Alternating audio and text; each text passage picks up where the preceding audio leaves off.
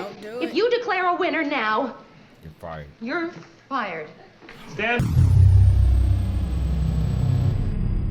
Hey y'all, welcome back to TNT Reactions. I'm your girl Tasha. I'm T. What's up, y'all? So what we doing today, babe? All right, so we're jumping back into Mary Tyler Moore. We're on episode 4, which is called Divorce Isn't Everything. Ooh. Now, just a quick recap. In episode 3, it had Mary taking over as The mama. Yes, she was babysitting or Bess. I don't know if she was babysitting Bess, because eventually Bess wanted to stay with her. Yeah, but it was in the beginning was babysitting, and Right. then it turned into Like you the full mama blown, now. Yeah, full blown motherhood. And so we found that Bess was having a temper tantrum, but ultimately there were some discrepancies with how she felt like she was being treated with her mother, Phyllis. She just needed some boundaries, Yeah. and she wanted to know that her mom really cared about her Right, instead right. of reading a book saying how she should raise her kid, Right. instead of just going by How her child feels, Yeah, right? exactly. Right, So yeah. that's an important lesson. I think now our generation is doing gentle parenting. Right. So that's a whole conversation in Yikes. itself. It's not working. The kids don't have any common sense. I just watched a video about it, so Okay. maybe we'll do a podcast on it. But the kids they can't read, they can't write. Or they can't write cursive. They don't have any common sense. It's gonna be wild when we get older. Well, it's different now because the internet is raising these kids. But anyway, had let's go kids. ahead and jump into this video. Y'all can leave your thoughts down below in the comment section, but let's go. Yes.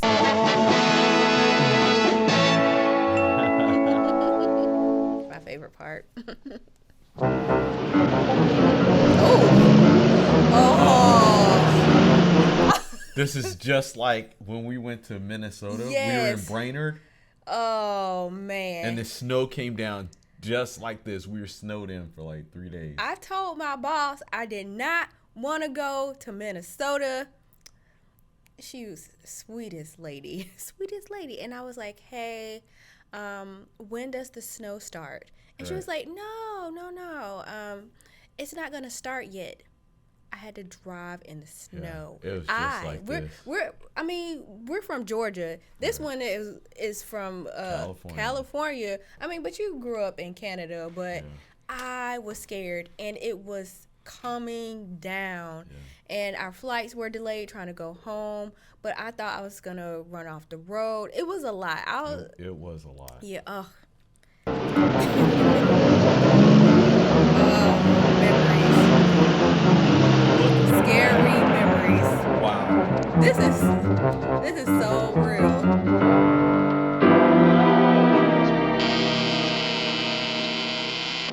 Yeah. Okay, Murray, I'll turn it on. This is Ted Baxter. Be with me tonight at WJM election headquarters when this reporter and his team of political experts are the first to predict a winner in the Minneapolis city election. Sorry, Mr. Grant. My hands were full. Mary, can I ask you a personal question? Yes, sure. What did you knock with? Oh, with my... Uh-huh. Mr. Grant, Murray and I dug Dear up some gentlemen. fantastic facts for the election show tonight. And we thought that if you liked them, we could put them on cue cards in case Ted Baxter runs out of things to say. Good. Baxter usually runs out sometime after good evening, ladies and gentlemen. Sometimes after good evening, ladies. Mary, when somebody does a terrific job, I believe in letting them know it. Good work, Murray. Okay. Mary, I want you to be in charge out there on the floor tonight. You want me to be in charge? But that's your job. No, my job is telling you what your job is. But Look, if it's a question of extra money, no, it's not a question of money. good, because there isn't any. Mr. Grant, you don't seem to understand. In order to be in charge, you have to be able to exert authority, and I've never been any good at that. You can do it. No, I can't. You could do it, but see, if I were you right now, I'd probably be too saying, drunk to do it. Mary, I'm in sort of a little bind right now, and if you don't mind, Look, it would I really don't help want to us. talk about it. You're doing it. There, you see, there it is. That's just it. smell the Start by liquor telling the in crew to take a half-hour dinner break. A half hour? The way the snow's coming down, it'd be nice if everybody was back by the time they had to start. Go tell them. Excuse me, do you have a minute? Tell her, let me check Baxter's open. Over here, Murray. No, it's okay. Take time. It's fine. Good evening, ladies and gentlemen. I'm Ted Baxter. Welcome to WJM's continuous election night coverage. And remember, we'll stay on the air until the winner is declared. Take off glasses, look concerned. Baxter told me to put that stage direction in there. Take it out. Oh, come on, Merle. Leave it in. That's the way I remember my motivation. I don't mind you remembering your motivation. It just frosts me when you read it over the air like you did last night.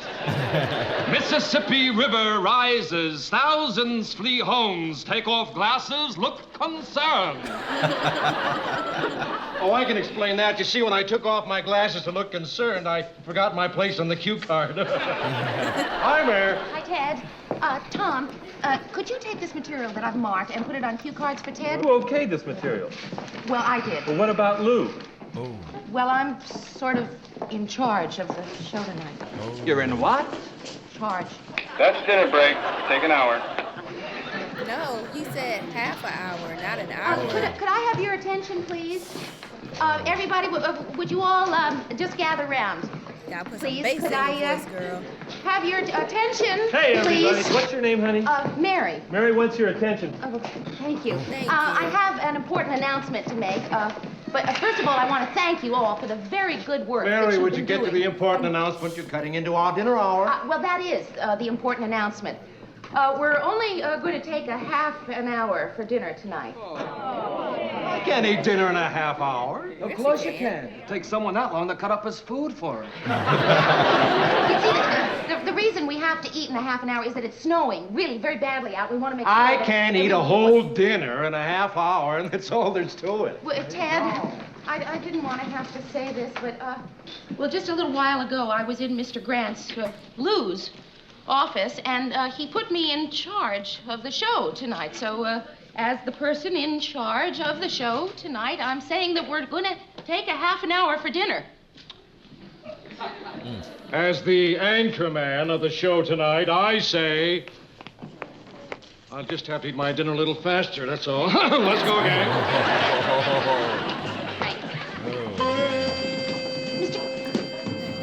How's it going?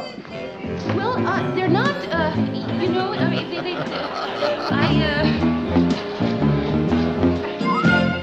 You showed up at the right time, though, because they weren't. Mary, it's really starting to come down hard. Hey, what time is it now? Oh, Don't worry, we have 15 minutes to get back. You want me to make you a cheese sandwich? Oh, great.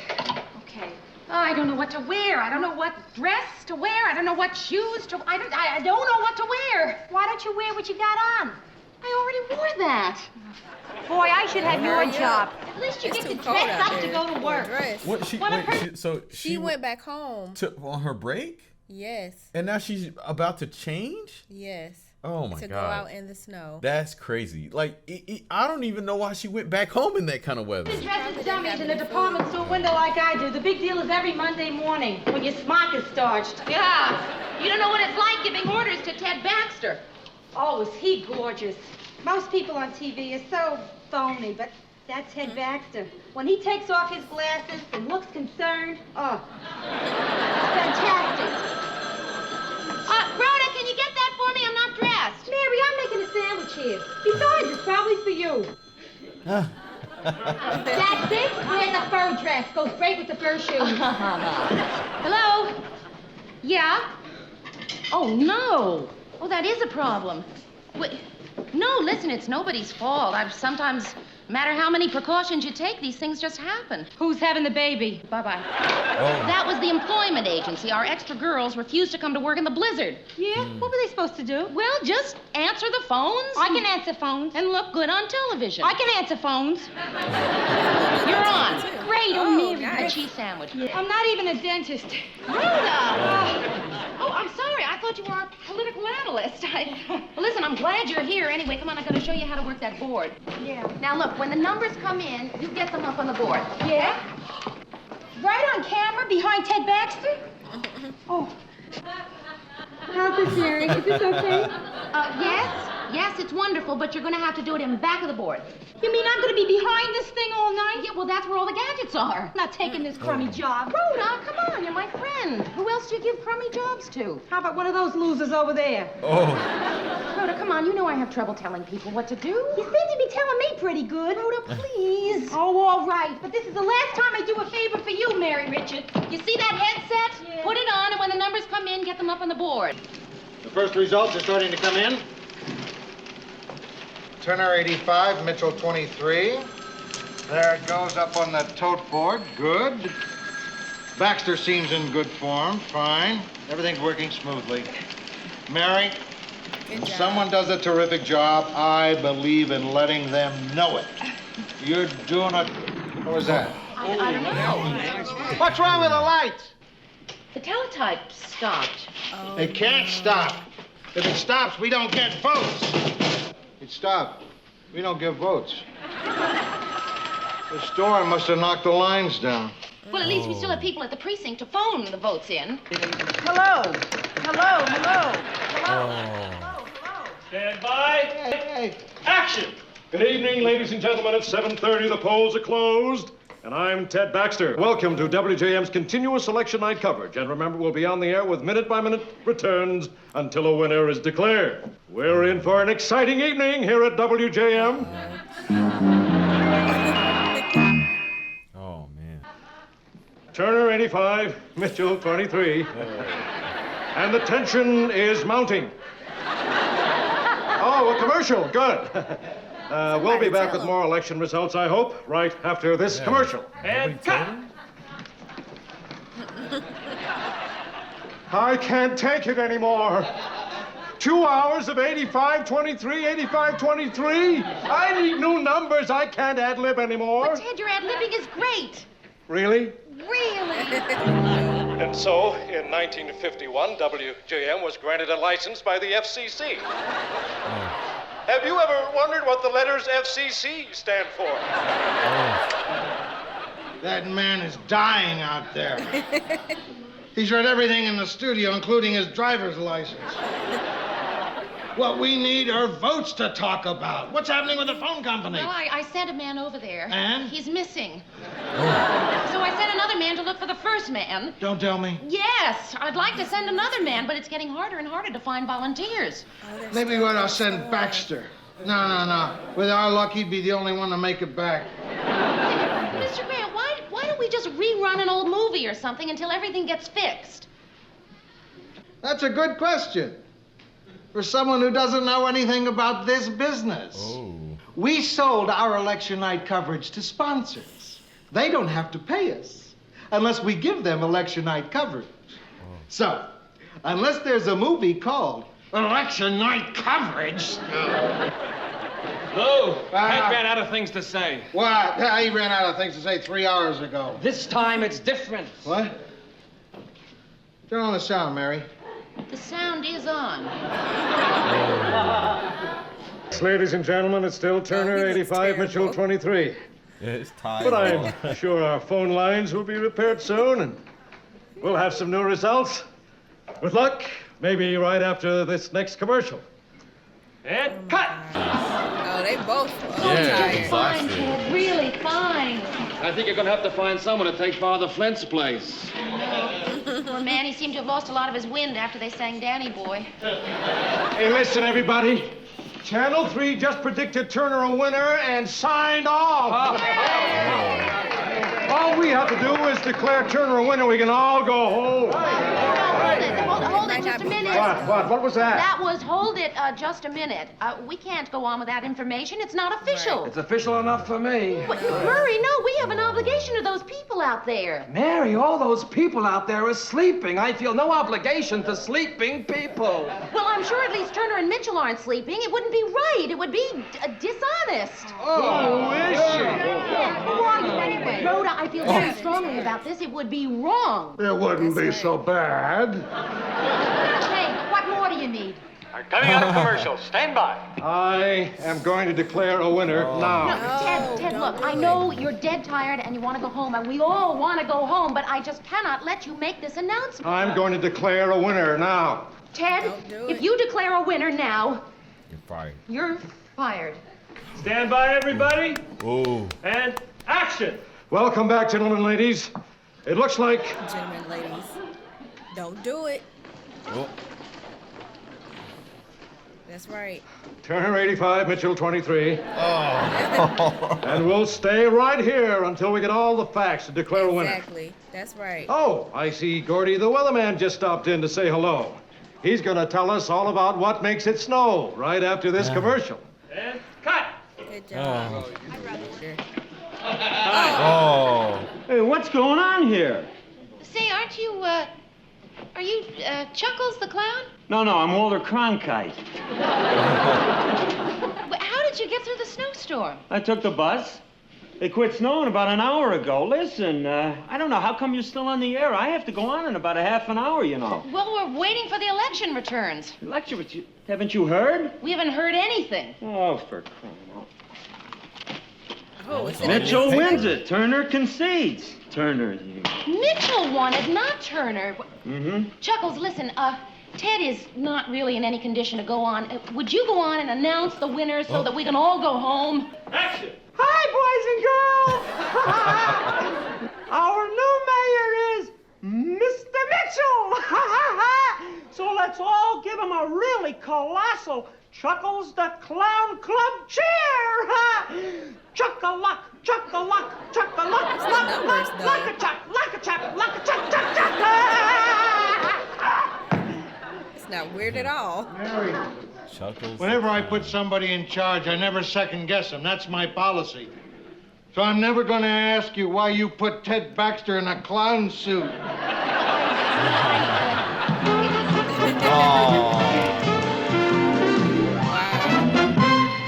That was good. All right, so this was a good episode. It really showed, like, Mary. I feel like it's giving that character development and showing Mary kind of coming into her own with the job. Yeah, definitely. Because sometimes it's like things come at you and they're unexpected. Yeah, right. This reminded me of when they fired my boss unexpectedly. Yeah. And I had to take over. Right. But they didn't say, hey, Tosh, you're in charge. It was just like, hey, Tosh, do this. Hey, Right, Tosh, yeah. everything was delegated to me, but not like officially. Yeah, right. And so me running the office, it felt like this. Right. It felt like chaos. And I feel Mary on this. That's got to be really hard being put into a leadership position and like around your peers, because a lot of times I know that when they do put people into supervisor or management roles, they kind of have you supervising or managing other people that aren't like who were your coworkers. Right, and definitely being younger as well. It's being younger, but then also not looking my age. Right. Yeah. It makes it weird. But with Did you suffer through the same thing, like as far as being a woman? Definitely, because you have to put some bass in your voice, but you also have to put your foot down as well. Yeah. And so there was a situation where we had people coming in from New York, and the guy knew that my boss was no longer there. So it was certain things that I didn't know, certain things that I had to wing it. And he told me only 24 people were coming up from New York, and it ended up being 64. God. Oh. They ruined the conference room. It was too many people in one conference room. And I told him, I said, why did you do this? Because I didn't have enough snacks. I didn't have enough food. I didn't have enough offices available. And I could have reserved a conference room downstairs with a bigger space. And so there were people all over the office. They were disrupting the people that actually work in the office. It just felt chaotic, and I was really upset. And so people were like, Tosh, why are there so many people in the office? They're standing around. The office is loud. We're running out of snacks. And look, snacks in an office are very important, and people do not play about their snacks. Plus, you only have a certain budget for the snacks. Right. And so you eat up all the snacks, there isn't any more snacks. And so with me kind of conveying this to the guy who told me, I was like, hey, don't do this again, he kind of brushed me off. Yeah, right. And so I was kind of in trouble, and I had to say, hey, well, you know, this guy, he said it was only going to be 24 people. Right. You had to and explain so the situation. now we have to get the office fixed because someone ran into one of the columns in the office, like the carpet was stained. Okay, yeah. It was just pure and utter chaos. And one woman in particular, very New York, she got upset with me, and she was like, why weren't you accommodating? And she started yelling at me, and they had to kind of hold her back. I was like, oh, shit. very unprofessional, Right, very right. unprofessional.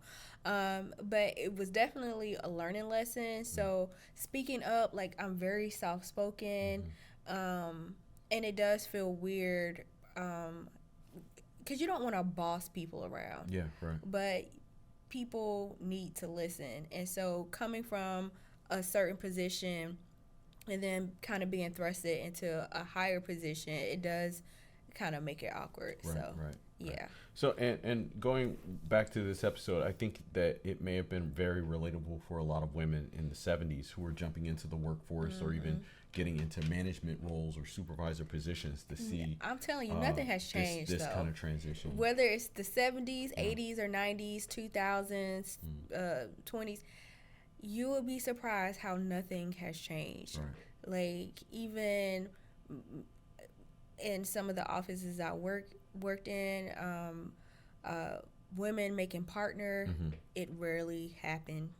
Right. Wow. Being moved up into managerial roles rarely happened. There is a huge boys club in corporate America. And so the fact that this was made maybe 40 years ago and a lot of things hasn't changed, it says a lot. It's actually like 50 years ago. I was trying to be nice. But guys, leave your thoughts down below in the comment section. Let us know what you thought about this episode. Also, if you've had any experience in corporate America. We're going to go ahead and get up out of here. As always, like, share, and subscribe. We'll see y'all next time. Take care. Peace. Ta-ta.